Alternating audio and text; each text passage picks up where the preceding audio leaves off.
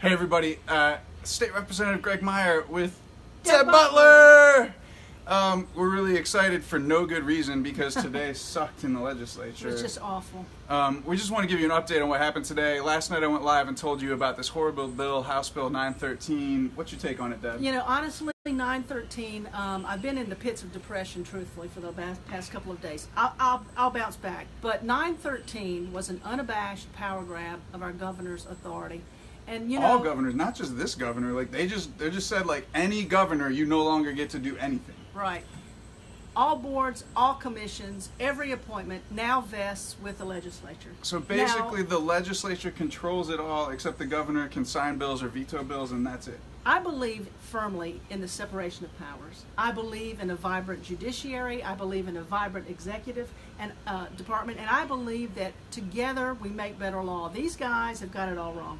Would you trust our group to make every decision for the entirety of the state for all eternity? No, I wouldn't. Well, that's why November's coming. That's right.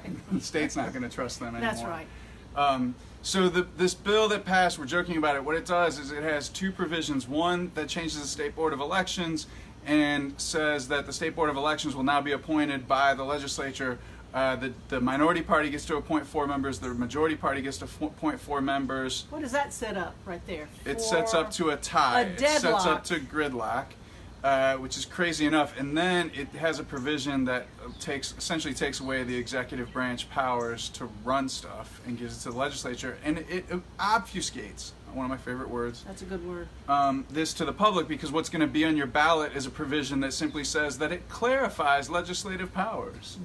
What we're talking about here are not just bills in the ordinary course. We're talking about amendments to the Constitution.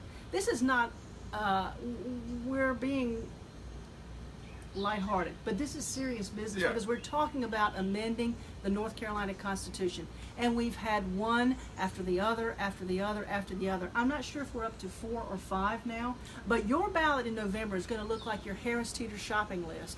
It's absurd. You're not going to be able to understand it. Even people who are informed, Greg, and even people we try to educate are not going to understand it. And that's because it's a strategy. It's a tactic to confuse and upend the voter and to drive out the conservative base. It's a tactic. They are manipulating, excuse me, I'm getting very excited here, but they are manipulating our Constitution to drive out their conservative base. Now, I'm going to tell you right now, I believe in my principles. I believe in what we're doing in Raleigh, but I am not willing to burn down the institution to win.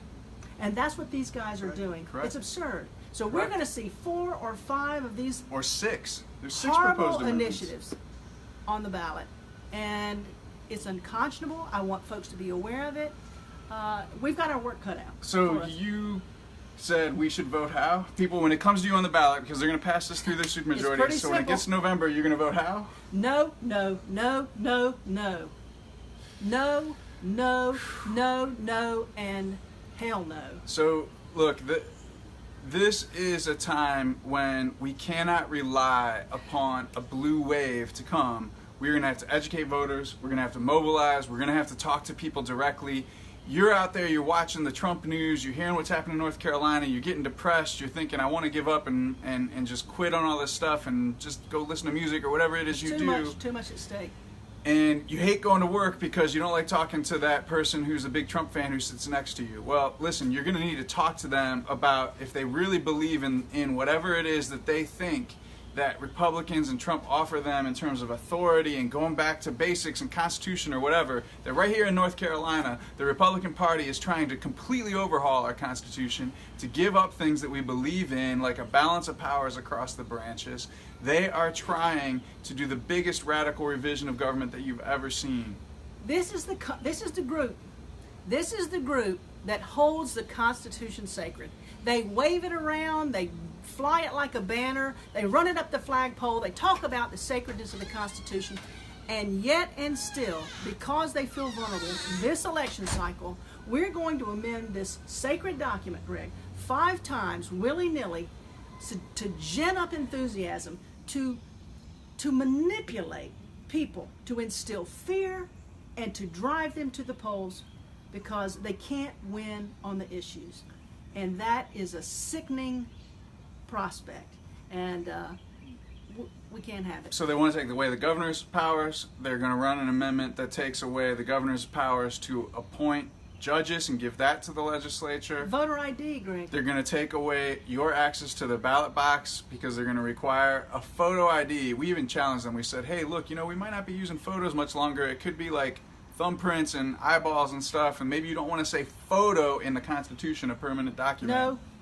They said no to that. No reasons to what they're doing. They just want control. But here's the good news. Give us the good news, Rep. Butler. The good news is that the voters understand, I believe. And if they don't understand, it's our job to make them understand. North Carolina is not this. We are a welcoming place. We are a vibrant place. Our people care about one another. This fictional excitement that they are trying to gin up is palpable, and we're gonna inform the voters, and we're gonna engender participation in the right way. Right, exactly. We can do better. We know we can. This is our shot to break the majority. This is our shot to elect a judiciary who will defend our rights, and this is our shot to flip the North Carolina legislature. We can do it. Take back our state, remind people that government is of, by, and for the people, and let us do things that take care of every single North Carolinian once again. We got it, y'all, but we're going to need your help. So keep paying attention to what Rep. Butler is doing. I'll have more stuff out there. Make sure you share this and get this out to people who aren't paying attention. Especially, hey, look, people who they come in and they talk to you at work every day about, oh, I can't believe I'm watching the news. Tell them to turn off the national news and go volunteer with a campaign or an organization where they can make a difference. Put that energy into something worthwhile, because this is 2018 and we got to do it, y'all. This is a marathon, not a sprint. Go home, rest, relax, re-energize. We can do it. And go out tomorrow and do it again. Thanks, everybody. Thanks, everybody. See ya.